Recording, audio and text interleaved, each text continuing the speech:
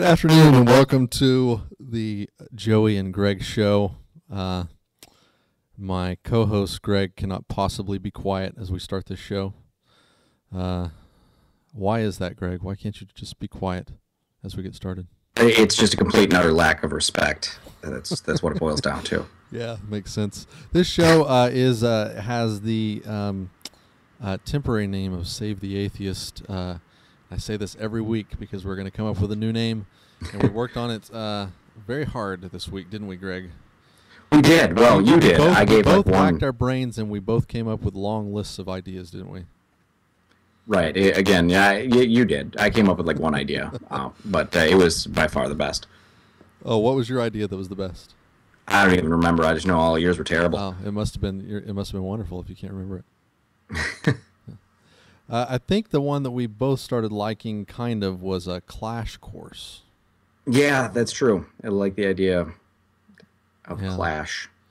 Because this show is about this show is almost like a proof of concept that that atheists and theists should be able to come together and even argue about the important topics and walk away friends.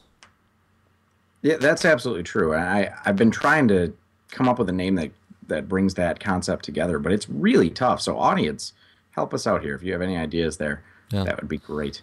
Well, Clash Course, I think, came the closest to it. It's a course in clashing, but I'm not sure that I like that. Let us know what you think. But we are going to change the name because this show isn't about saving the atheist. That was a joke.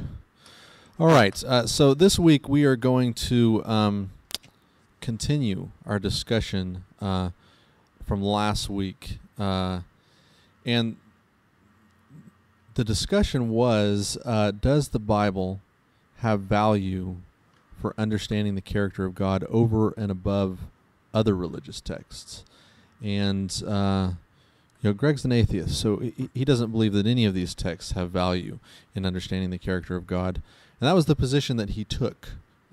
So we're going to continue that discussion because I feel like I'm playing the fool's role here because Greg is allowed to take the position that he really believes, and I am not because I don't necessarily think that the Bible has value in understanding the character of God over and above any other text, religious or non-religious. But I do think it has value.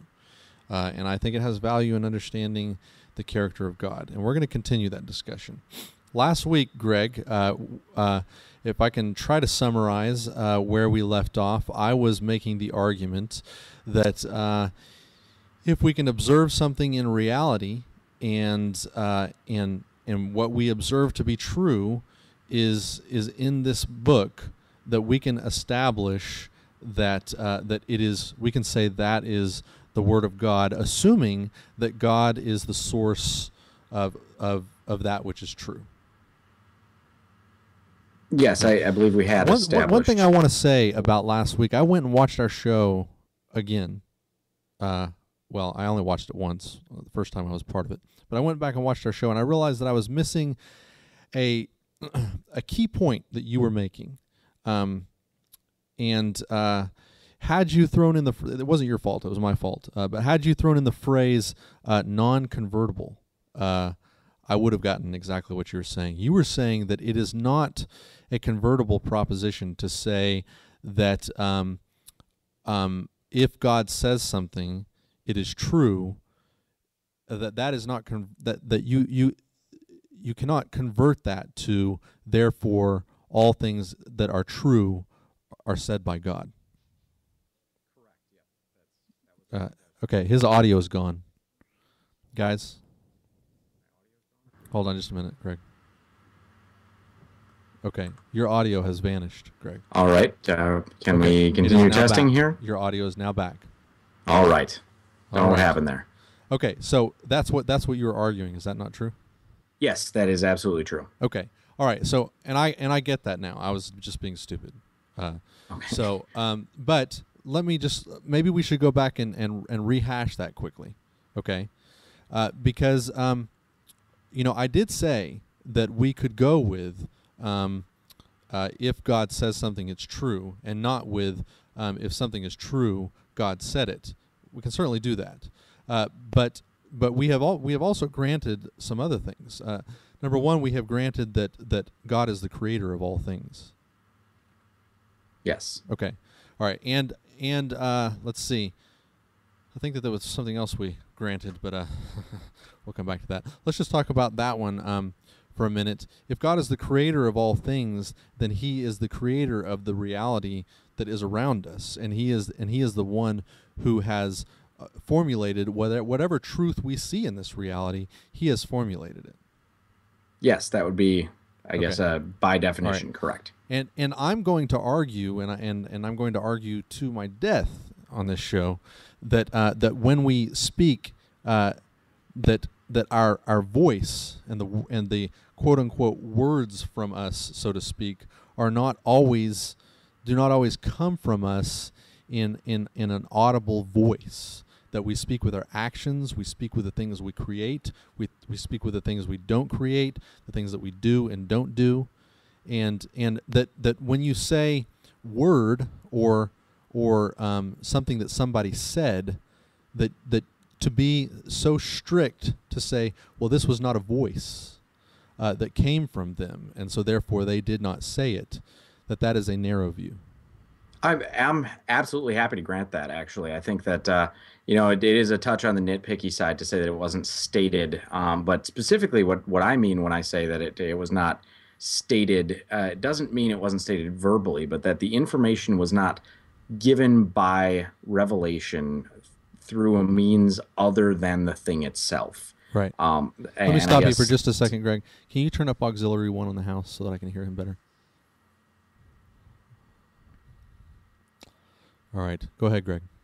So I was saying that I believe that the best way to understand the Word of God would be a revelation that is not through the thing itself. I mean, if I look at the idea, even if I created, say, a clock, or we'll use the wonderful analogy that creationists love to use, a watch. If I created a watch, you could find that watch. You could learn something about me from that watch, how I work and do things. You certainly can glean plenty of information from that. And there's many ways that you could get more information about myself or even about that watch by me telling you about it in some alternate way, whether that means writing it down, saying it out loud, implanting the knowledge directly into your mind if I was capable of it, or through a schematic diagram. There's many ways you could get more information from me about that object that are not from that object itself. And likewise, I think that the same can be said in the reverse, that there are things that you can get from an object to learn about its creator. However, that doesn't count as coming from the creator as intended for you to know. The creator didn't necessarily create that object with the intention of you knowing their processes, what they were doing, anything about their character. They created that object to be that object. I would agree with that if we were talking about a human being who doesn't have intent in everything that we do. But unless we are assuming that God is not all-knowing, I couldn't conclude the same thing about that God. Fair enough, I guess. We can leave that one open for the moment. I guess what I'm trying to get to is that when I say something is the Word of God, I think that it's disingenuous, and I'm not trying to criticize you or say that you are being dishonest with this, but I hope not, because we can end this show right now. I think that it's disingenuous for us to look at anything or reality itself as then all quantifiable as the Word of God. I think that that's sort of a shifting of goalposts. And for something to be considered the Word of God, it would need to be a revelation that comes in some other sense that is not only through the manifest creation. Okay. Well, I think that's a fair distinction. I can admit to moving the goalpost in the sense that, not in the sense that, well, I don't know what other sense. I can admit to moving the goalpost because it's the only argument that I can make. I cannot sincerely, nor can I even think of a tricky way to argue that that any of these books are something that God wrote in any sense of saying, of speaking forth in some sort of language, or whispering in somebody's ear, or putting knowledge deliberately into somebody's head. I don't think that any of that is provable. But I do think that assuming that there is a God who, from which, or from whom or from which all things came, who is the creator of this universe, who is the artist and the author of the things that we see around us, that we can that therefore we can understand things about his character and things about his mind by observing that which he created. And I use all these terms loosely, and I really don't know why that would be disingenuous. And I take no offense at what you said, but I really don't know why that would be disingenuous, because everybody knows. Everybody who believes in God knows or assumes that outside of human form, he does not have a fleshy brain. He does not have electrical synapses that fire like we do. And so when you talk about the mind of God, assuming that there is one, it's a given that you're not talking about a literal mind in the way that we think of it as a human being, but we are talking about something larger, something different, but yet in an abstract way, thinks, is conscious, has a will, things like that.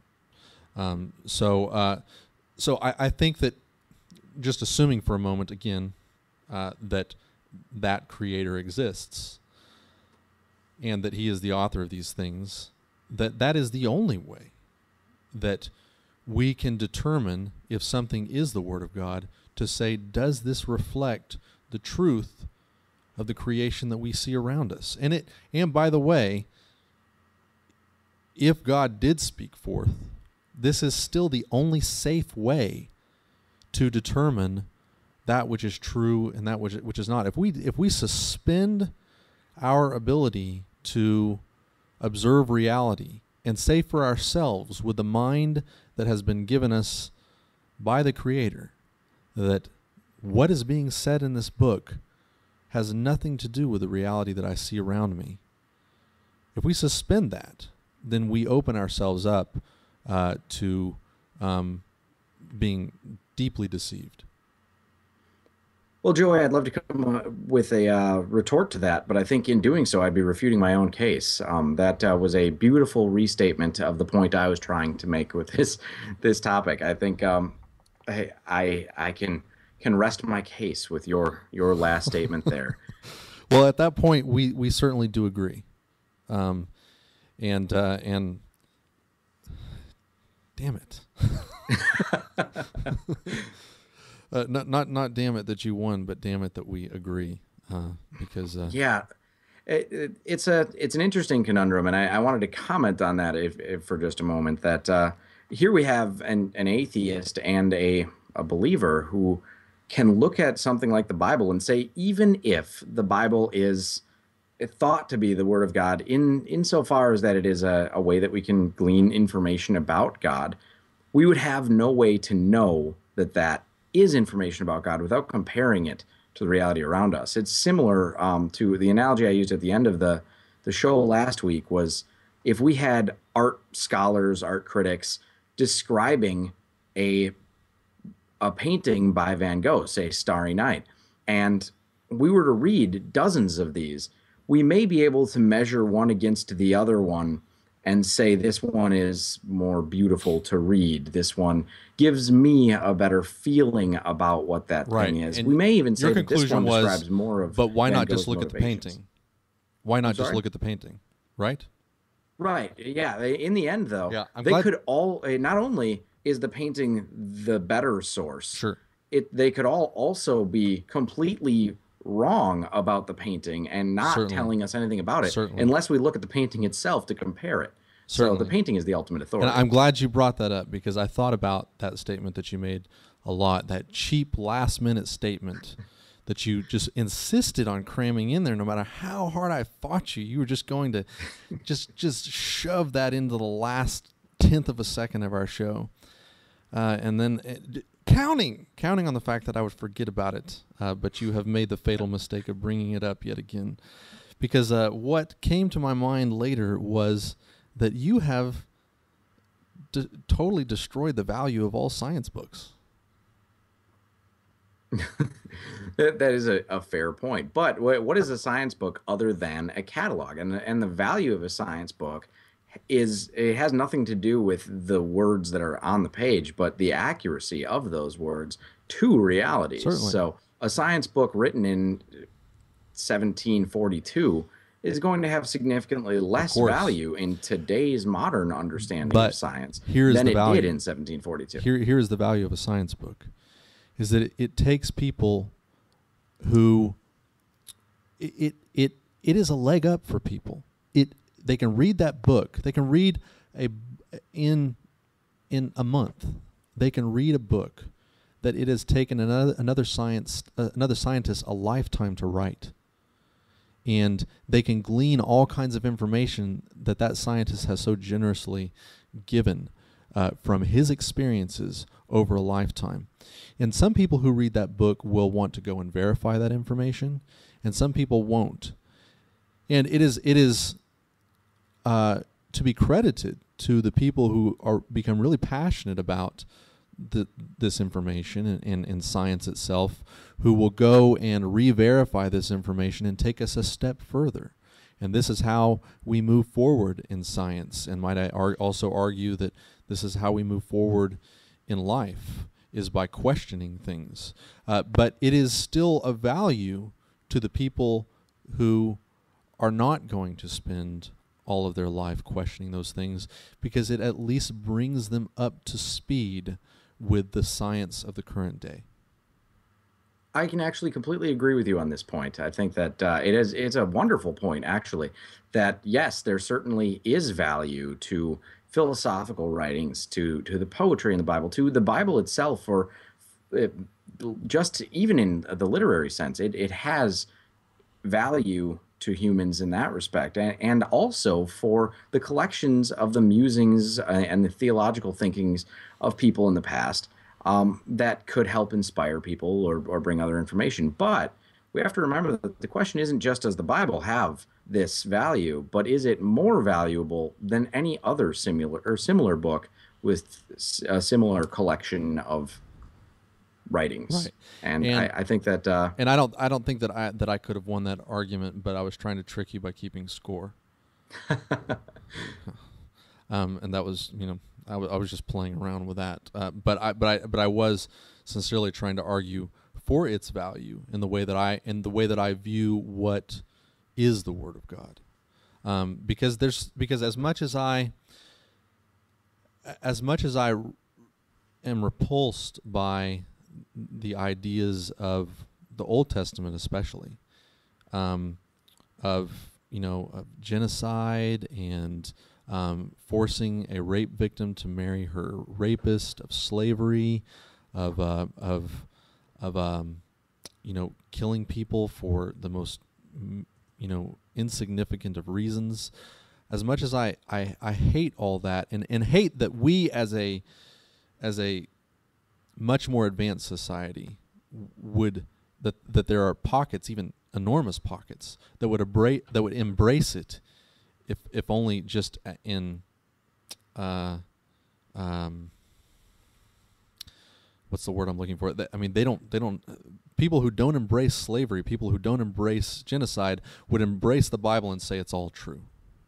As much as that drives me nuts, the beautiful thing that I see about the whole Bible is that it is the struggle of man to understand the life around them. And you can use the word God, and that's the word that they used and the way that they understood life around them was that they came from a creator. Now they may have been wrong about it, but that's what they believed. And as these people, this book is all about people trying to move forward as a culture, their culture. They were trying to establish order. They were trying to keep people from just murdering each other like animals.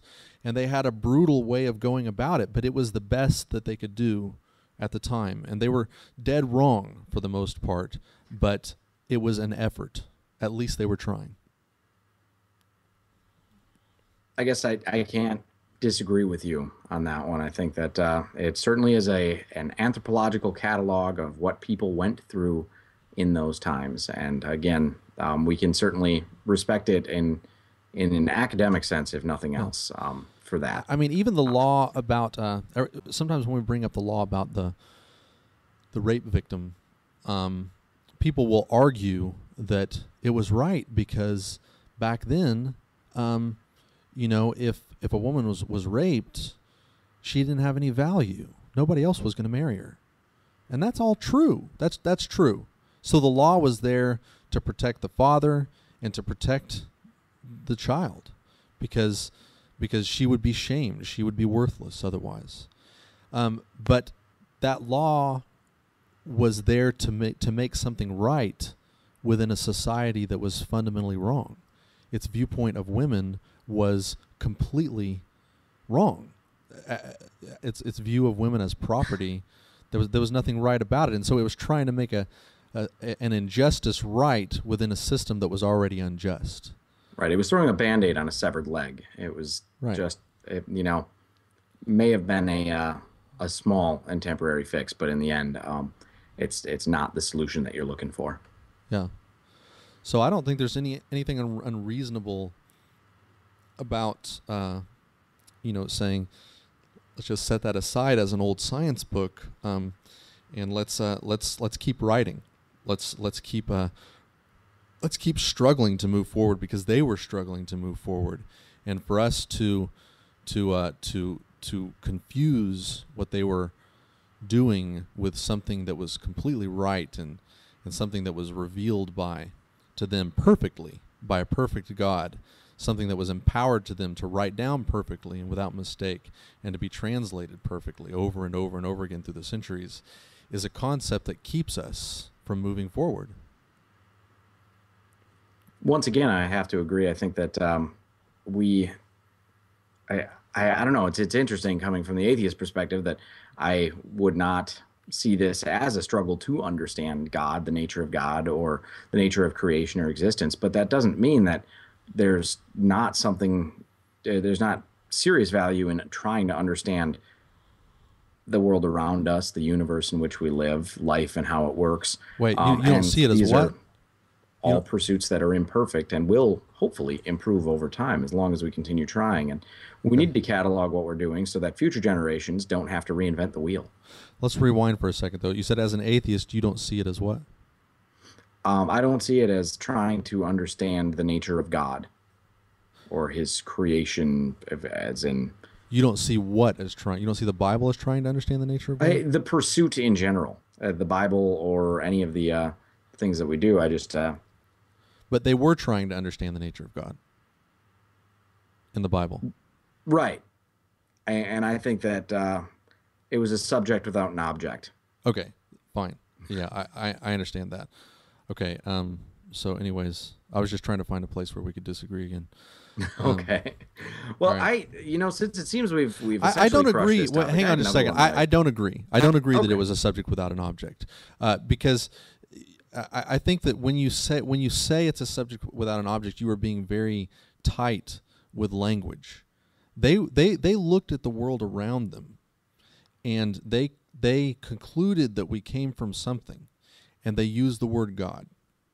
Now, where they may have gone wrong is to say this God, he's like a man, and he just like in 6 days he threw lightning bolts, and he brought the universe together, and he parted the clouds and brought light on the earth. They might have been wrong about all that, but they were still looking at creation, and they were trying to understand where they came from and where they were going.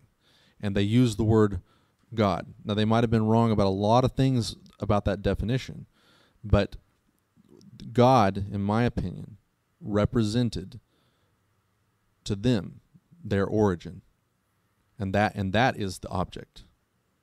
Well, and if you want to define it in such a way, then I can agree. I was using an alternate understanding of the term God, meaning the anthropomorphic, independent creator with intention. The specifics definition that we'd agreed upon. But you're talking about the specifics of their conclusion. But some human being began with nothing. They looked around at the world around them and they asked the question, where did this come from? And indeed, that may be the very thing that makes us different as humans from any other animal.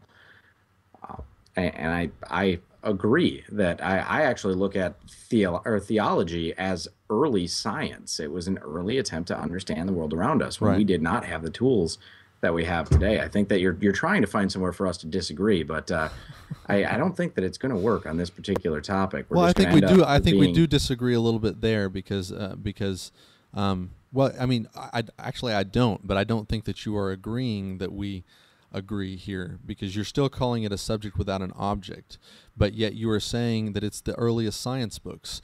And so in the same sense, the medical books that we had 1,000 years ago are a subject without an object, because almost everything in it is wrong.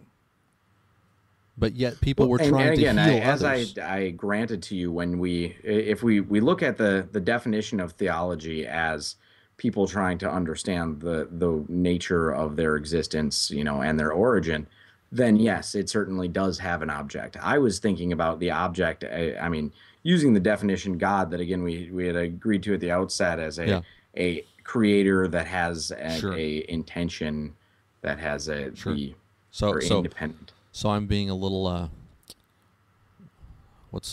I'm using two definitions here. I can agree with that, but we're going back and forth between playing around with these arguments and then being sincere. And right now I'm being sincere. I'm very, very loose with the word God, and I'm just being very transparent here. I do believe that we came from a source. You can call it God if you want to. But I do believe, and I think here's where we disagree, and we'll talk about it hopefully next week, that source is conscious and willful and intelligent. And you would certainly get a disagreement from me on that. Yeah. Okay. Unless by what you mean by we came from is that if we're talking about our parents, then that. Because I certainly came from my parents. I'm not talking about and they were conscious and I'm not talking about our parents, but arguably intelligent. Maybe you could explain that process to me later. A stork, something related to there. So I did have an alternate topic that I wanted to bring up today. I don't know if we wanted to carry on with this one, or you want to. Well, we've got about 15 minutes left, and I don't know how far we can get into a new topic, because next week I want to start talking about this topic, and you phrased it. The way you phrase it is no one should believe in God, right? It wasn't quite that no one should believe, but that covers the gist of it well enough. It's not. The question came up. Is there a God? And that question comes up all the time. And frankly, the only answer I can give to that question is I don't know. Right. You can't disprove it. Right. That I think, again, using the understanding of God not as just an ultimate origin, because surely there has to be some sort of origin, whether it's just the universe and physical forces or something else. But when I look at God, I'm using the definition you just gave. That if you ask, is there a God? All I can say is I don't know. That is a question of absolute truth, and I'm not capable of making that distinction. What I can say is I do not believe there is sufficiently compelling reason for anybody to believe that there is a God. Okay.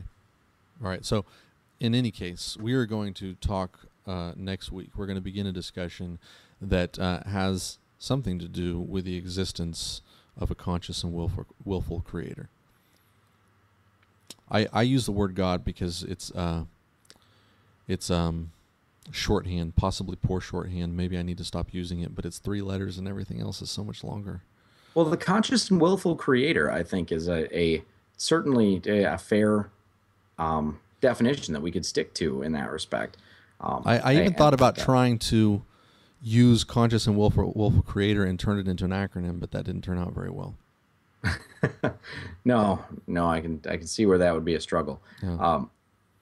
But I understand God. The thing that I run into when we discuss God and the existence of God is the shifting of goalposts, and that's what I'd like to avoid with this one. I like that definition that you just gave. I think that is a fair definition. It does not necessarily imply that it's the Christian God or the God of any tradition, but simply a conscious and willful creator. And obviously that would be a creator of all things. It would have we could get Alan Darley on the show to discuss some of the necessary traits of that being, but he's really good on that particular topic. But I think that that's a fair definition, that it's important to constrain ourselves in such a way so that we don't run into the situation where we are going to simply in loops and saying, well, it's similar to the God is love concept. I guess this analogy is the best way to portray what I'd like to avoid.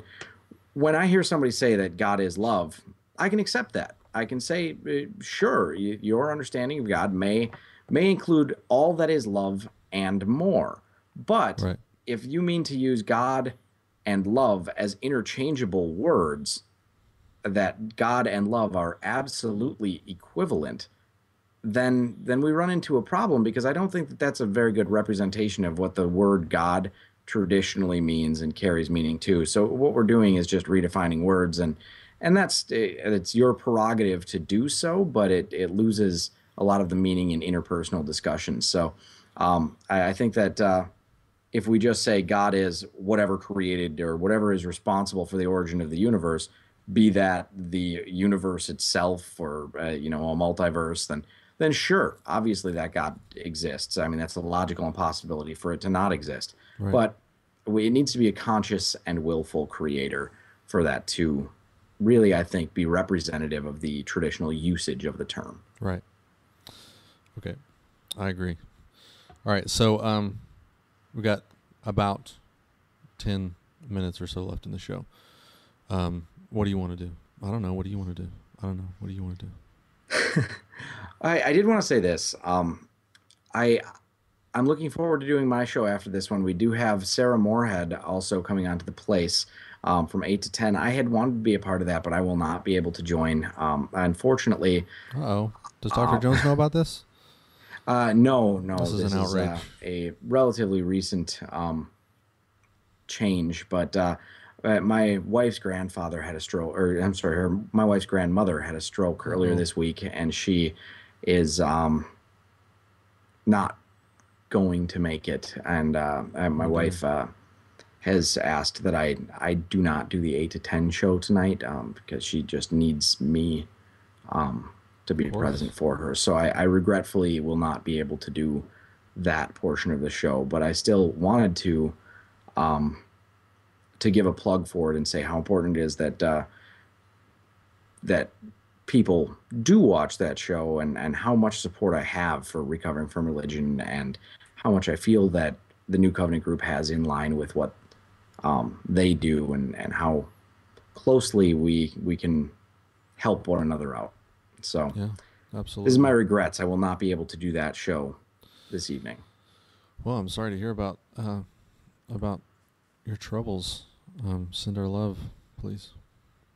Well, thank you. This is and I'm always hesitant to use some of this terminology, but it's a blessing in a way. My wife's grandfather, who was married to this woman for 65 years, passed away in December. And for the last 5 months, she's been very lonely. And I think that this is what she wanted.